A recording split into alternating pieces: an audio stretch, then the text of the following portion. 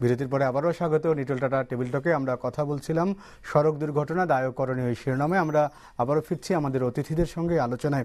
বিরতির আগে আমরা যেটা বলছিলেন খন্দকার এনায়েতুল্লাহ এবং যেটা মিজানুর রহমান, যে তার বিআরটিসির কর্মপরিধি কর্মপন্থা, এবং খন্দকার এনায়েতুল্লাহ বলছিলেন যে ব্ল্যাক স্পট যেগুলো ছিল সেগুলো সরকার উদ্যোগ নিয়েছে শেষ করার জন্য এবং তার দায় দায়িত্ব নিয়ে কথা বলছেন। আমি একটু জনাব কাজী সাইফুন্নাজ আপনাকে এই প্রসঙ্গটা নিয়ে আসতে চাই যে আপনারা তো অবশ্যই গবেষণা করছেন সড়ক দুর্ঘটনা নিয়ে।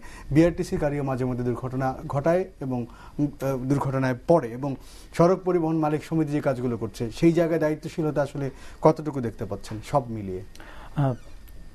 ধন্যবাদ। বিআরটিসি গাড়ি বা আসলে অন্য আমরা যখন মহাসড়কে দেখি বা বিভিন্ন অ্যাক্সিডেন্ট ইনভেস্টিগেশনে যাই তখন আমরা চেষ্টা করি যে গাড়ির স্পিডটা মেজার করার জন্য ওই সেকশনে কত, তো খুব কমই আমরা পাই যে এটা স্পিড লিমিটের ভিতরে রয়েছে। এটা সব গাড়ি, শুধুমাত্র বিআরটিসি না, আমি দেখি যে অন্যান্য অনেক গাড়ি স্ট্রেট সেকশন পেলে কিন্তু আমি দেখি যে স্পিডটা কিন্তু 80 থেকে 100 উঠে যাচ্ছে। আমাদের স্পিড রাডার গানে আমরা পাচ্ছি 100-120 এরকম পেয়ে যাচ্ছি। এখন যে উদ্যোগগুলা সরকার নিচ্ছে তার মধ্যে যেমন সড়ক একটা বিষয় আমরা আলাপ করলাম, বিভিন্ন ব্ল্যাক স্পটের কথা যেটা বললাম, এখানে আমি একটু ক্লিয়ার করে রাখতে চাই যে ব্ল্যাক স্পটের যে লিস্টটা সেটা আমরা দিয়েছিলাম বুয়েট থেকে, অ্যাক্সিডেন্ট রিসার্চ ইনস্টিটিউট থেকেই আমরা দিয়েছিলাম 2007 সাল পর্যন্ত ডাটা নিয়ে। কাজটা শুরু হয়েছে কিন্তু 2015 সালে, অর্থাৎ ইন দ্য মিন টাইম কিন্তু 7 বছরের তথ্য কিন্তু আবার জমা হয়ে গিয়েছে। ওই পুরাতন ব্ল্যাক স্পটগুলোকে ট্রিটমেন্ট করে আসলে খুব বেশি যে আমরা আনতে পারবো, মানে ফল আনতে পারবো, এই বিষয়ে আমরা 100% এখনো বলতে পারছি না, কারণ এটা পুরোনো ডাটার উপর ভিত্তি করে কিন্তু স্পট ট্রিটমেন্ট করা হয়েছে। এখন নতুন স্পট তৈরি হয়ে গিয়েছে, ডেফিনেটলি 2003 সালের স্পট আর 2013 সালের স্পট এক জায়গায় হবে না। এবং দ্বিতীয়ত হচ্ছে ট্রিটমেন্টগুলো করা হচ্ছে, আমরা কিছু ট্রিটমেন্ট দেখার সুযোগ হয়েছে। ট্রিটমেন্টগুলো কিন্তু আপনার আসতে হবে আপনার অ্যাক্সিডেন্ট কোন রকম হচ্ছে, কোন টাইপের অ্যাক্সিডেন্ট হচ্ছে সেটার উপর ডিপেন্ড করে। সড়কের ট্রিটমেন্টের কথা বলছেন, সড়কের ট্রিটমেন্ট। আপনি যদি কোনো একটা লোকেশনে পথচারীদের অ্যাক্সিডেন্ট বেশি হয় তাহলে কিন্তু আমার ট্রিটমেন্ট হবে ওই রিলেটেড, আর যদি কোনো আপনার স্পটে মুখোমুখি সংঘর্ষ বেশি হয় তাহলে কিন্তু ট্রিটমেন্ট হবে আমার ওই হেড অন কলিশনকে অ্যাড্রেস করার বিষয়।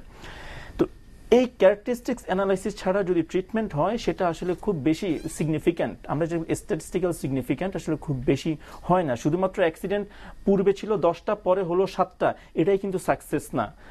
হতে পারে পরের পিরিয়ডে আমি সিএনজিটা আমি করেছি, কি জানি বলে রিমুভ করে ফেলেছিলাম, এই জন্যও তো হতে পারে। আমার যে ওই ট্রিটমেন্টের জন্য হয়েছে এটা কি আমার টেস্ট করার প্রয়োজন। আর দ্বিতীয়ত হচ্ছে যেটা বললেন আপনি যে দায় বা কোন অর্গানাইজেশনের বিআরটিসি বা আমাদের মালিকানার দায় কতটুকু, আমি বলবো যেখানে প্রত্যেকেরই দায় আছে। আমি যদি মনে করি আমি একজন ইঞ্জিনিয়ার হিসাবে আমি বলবো যে আমার রাস্তাটা ঠিক আছে কিনা সেই দায়টা কিন্তু আমারই, তাই না? দ্বিতীয়ত হচ্ছে যিনি গাড়িটাকে রাস্তায় নামাচ্ছেন, মালিক বলি শ্রমিক বলি, এখানে কিন্তু তার দায় আছে যে তার চালকরা কিন্তু এখানে ঠিকমতো চালাচ্ছে কিনা। যেমন এনায়েত সাহেব একটা সুন্দর কথা বলেন যে ওনারা, আমিও শুনেছি ওনারা ভালো উদ্যোগ নিয়েছেন, স্পিড গভর্নর লাগানো কিন্তু কেটে ফেলছে। ডেফিনেটলি তখন কিন্তু এই অ্যানামলিগুলো যদি হয় তখন কিন্তু একে অ্যাড্রেস করতে হবে, এবং দায়টা কিন্তু আসলে আমি বলবো মালিক পক্ষের উপরে আসবে এবং ওনারা সেটাকে কন্ট্রোল করবেন। ডেফিনেটলি মাঠ পর্যায়ে সব কন্ট্রোল করা যায় না, কিন্তু একে মানে স্বাস্থ্যমূলক ব্যবস্থা নিয়ন্ত্রণ আনতে হবে।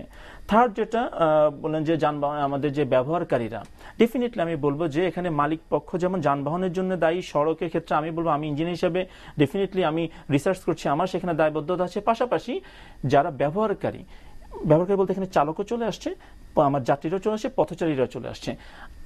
এখানেও কিন্তু দেখা যায় অনেক ক্ষেত্রে পথচারীর জন্য কিন্তু অ্যাক্সিডেন্টটা ঘটছে, চালক হয়তো কিছু করার ছিল না ওই মুহূর্তে, অনেক সময় প্রাণীর জন্য অন্য কোনো, আমরা দেখেছি রুরাল রোডে যখন আমরা করি তখন দেখা যায় যে মানে গ্রাম দেশে দেখা যাচ্ছে একটা মানে একটা কমন একটা বিষয় যে রাস্তার উপরে আমি খড় শুকাচ্ছি, আমি হচ্ছে ধান শুকাচ্ছি, এটা দেখার দায়িত্ব কিন্তু, এটা দেখার দায়িত্ব কিন্তু এলজিডি মন্ত্রণালয়ের। কারণ হচ্ছে যে মানুষ শুকাবে, তাকে আমি জানালাম কিনা যে ভাই আপনি যে শুকাচ্ছেন খড়টা, এটা কিন্তু বৃষ্টির পানিতে পিচ্ছিল হয়ে যাবে, তখন কিন্তু স্লিপ করবে গাড়ি, তাই না?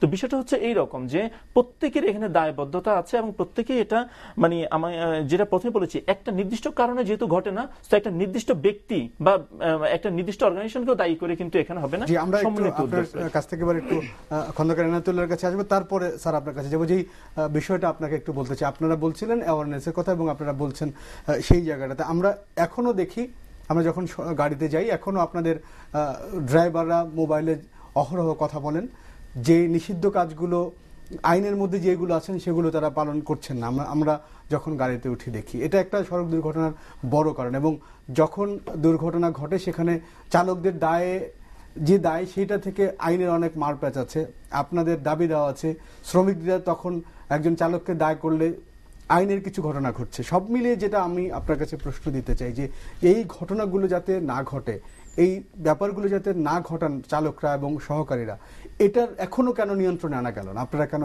ব্যর্থ হলেন? যেটা আপনি ঠিকই বলেছেন, এটা এই জিনিসগুলো যে প্রশ্নগুলো আপনি করলেন, এই জিনিসগুলোর উপরে গত 7-8 বছর পূর্বে এগুলোর উপরে কোনো ওয়ার্ক হয়নি, আমি দেখি না। আমি আজকে প্রায় 33 ইয়ার্স এই সেক্টরে। এর আগে যে সড়ক দুর্ঘটনা নিয়ে এত অ্যাওয়ারনেস বিল্ড আপ করার জন্য এসব ওয়ার্ক কিন্তু পূর্বে ছিল না। ইদানিংকালে গত কয়েক বছর যাবত এই কাজগুলো চলতেছে। যেমন আমি আপনাকে বলি, বিআরটি যে সংস্থা আছে, বিআরটি এর পক্ষ থেকে মান্থলি কয়েকটা প্রোগ্রাম করা হয় অ্যাওয়ারনেস বিল্ড আপ করার জন্য ড্রাইভারদেরকে। বিআরটিসির বেশ কতগুলো ইনস্টিটিউশন রয়েছে, সেগুলোর পক্ষ থেকে কিন্তু এই কাজটা করা হচ্ছে। আমাদের বেসরকারি সংস্থা ব্র্যাকের পক্ষ থেকে কিন্তু ড্রাইভারদেরকে অ্যাওয়ারনেস বিল্ড আপ করার জন্য কাজ হচ্ছে।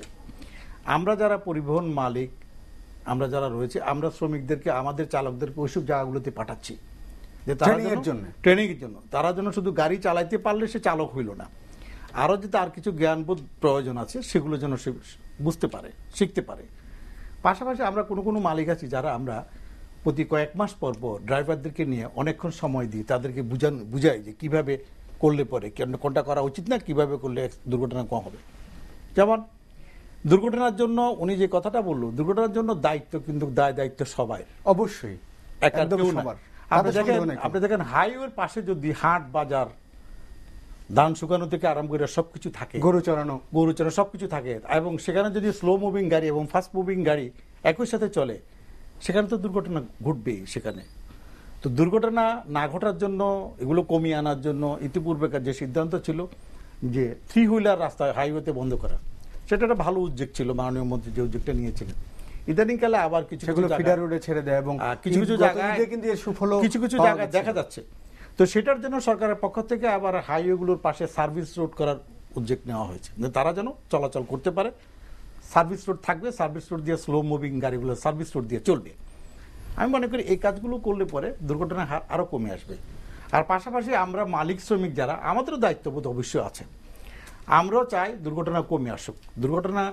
একটা দুর্ঘটনা যখন ঘটে তখন একটা গাড়িরও ক্ষতি হয়, আর এটা আমার নিজের কয়েকজন চালক আছে, তাদের পাও কেটে ফেলতে হয়েছে, এবং পাও লাগাই, আর্টিফিশিয়াল পাও লাগাই আমার কাছে চাকরি করতেছে, টিকিট সেল করতেছে, তারা ড্রাইভারি করতে পারে না। তো সুতরাং এখানে পথচারীও মারা যাচ্ছে, গাড়ির যাত্রীও মারা যাচ্ছে, আবার চালকেরও কোথাও কোথাও মারা যাচ্ছে। তো এটা কেউ দুর্ঘটনা হওয়া কেউ কাম্য নয়। আমি মনে করি সরকারের পক্ষ থেকে যে উদ্যোগ এবং আমাদের পক্ষ থেকে যে উদ্যোগ গ্রহণ করা হচ্ছে, আশা করি ভবিষ্যতে দুর্ঘটনা কমে আসবে। যে আমরা একটু আলোচনার পর যে জনাব মিজানুর রহমান, আপনার কাছে যে প্রশ্নটি দিতেছি, আপনি ইতিমধ্যেই বলেছিলেন যে আপনাদের গাড়ির বহরে 700-র অধিক গাড়ি আছে। আমি যে জায়গাটাতে একটু প্রশ্ন করতে চাই আপনাকে, আপনাদের ওয়েবসাইটে আমি যেটা দেখেছি যে আপনারা ওয়াইফাই এর কথা বলেছেন, ঢাকা শহরে আপনারা চালু করেছিলেন খুব বেশি দিন, কিন্তু সেটা টিকেনি। আমি যেটা প্রশ্ন দিতে চাই, ডিজিটালাইজেশন আমরা সারা দেশ হয়ে যাচ্ছে, ইউনিয়ন পর্যন্ত আমরা ডিজিটাল, এবং আমরা ডিজিটাল বাংলাদেশ গড়ছি এবং অনেক দূরে এগিয়ে গেছি। সড়কে আপনারা এটি কতটুকু বাস্তবায়ন করছেন এবং আপনাদের পরিকল্পনা কি আছে? না, প্রথমে আমি বলতে চাই যে আমরা যে ওয়াইফাই যে চালু করেছেন এসি গাড়িতে, এটা কিন্তু বন্ধ হয়ে যায় না। আপনি জেনে খুশি হবেন, এই যে আমাদের ডিজিটাল ফেয়ার হলো কদিন আগে, সেই ফেয়ার উপলক্ষে কিন্তু আমরা গাড়িগুলোতে, আগে ছিল সিঙ্গেল রাউডার ছিল, আমরা ডাবল রাউডারের ব্যবস্থা করেছি। মেলায় করেছেন শুধু? না, মেলা না, সেই উপলক্ষে আমরা সবগুলো গাড়িতে ডাবল রাউডার করে দিয়েছি। আপনি এগুলো দেখতে পারেন, ইচ্ছা আছে। এটা কিন্তু বন্ধ হয় না, আমরা এক্সটেনশন করার চিন্তা আছে। তো আমরা ডাবল ডেকার গাড়িগুলোতে এখনো করতে পারি না, কারণ ডাবল ডেকারের যে লোকরা চলাফেরা করে সেখানে তাদের কাছে আর ওই রকম ইনস্ট্রুমেন্ট থাকেও না, তাদের নিটনে আর দাঁড়ায় যায়, এই সময় এটা হয় না।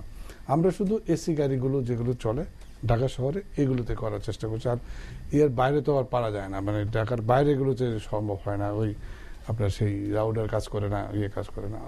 আর চালু গাড়িগুলোতে এটা খুবই রাখা, এটা খুব কঠিন, কারণ গাড়ি জার্কিংয়ে আপনার যে রাউডারটা নষ্ট হয়ে যায়, আবার এটা রিপেয়ার করতে হয়, এগুলো অনেক কঠিন। অবশ্যই ঘরের ভিতরে যেমন রাউডারটা যত নিরাপদ থাকে, গাড়িতে নিরাপদ থাকে, তবে তারপরেও আমরা করছি। দ্বিতীয়ত হলো যে আমরা যে ই টিকেটিং এর মাধ্যমে আমরা ডিজিটাইজ করার চেষ্টা করছি। এখন অনলাইন আমরা চেষ্টা করছি। তারপরে আমাদের যে ডিপোগুলোর যে এখন ডিপোর্ট রিটার্ন, এগুলো কিন্তু আমরা এখন ম্যানুয়ালে না, আমরা এর মাধ্যমে অনলাইনে সেইগুলো আমরা তথ্য নিই। আমাদের এখন ম্যাক্সিমাম নির্দেশনা পত্র আমরা ওয়েব পোর্টাল থেকেই নেই। আমরা কিন্তু এখন ওই কাগজের কাজ এখন অনেক কমে গেছে আমাদের, সেই জন্য আমরা অতটা আগাইতে না পারলেও আমরা প্রচেষ্টা পিছিয়ে নেই, আমরা চেষ্টা করছি ডিজিটাইজ করার জন্য অনেক কিছু, গাড়ি ঘোড়া, তারপরে মানুষের। তো ভবিষ্যতে আমাদের আশা আছে নতুন গাড়ি যখন হবে, আমাদের জানেন যে আমাদের গাড়িগুলো যে একটু আগে যেটা বলছিলাম যে আমাদের গাড়িগুলো মান এমন কেন, আপনারা সকলে একটু খেয়াল করলে দেখবেন বিগত সরকার মানে বিরোধী দলীয় আন্দোলনের সময় প্রায় 450-500 গাড়ি ভাঙচুর হলো, আগুনে পড়লো, এরকম। এই ভাঙ্গা গাড়িগুলোকে আমরা ক্রমে ক্রমে তিলে তিলে ঠিকঠাক করে রাস্তা চলে। আমরা এই প্রসঙ্গে আপনাদের সঙ্গে আবারও আলোচনা করবো, একটা বিরতি নিতে হচ্ছে আলোচনার পর্যায়ে।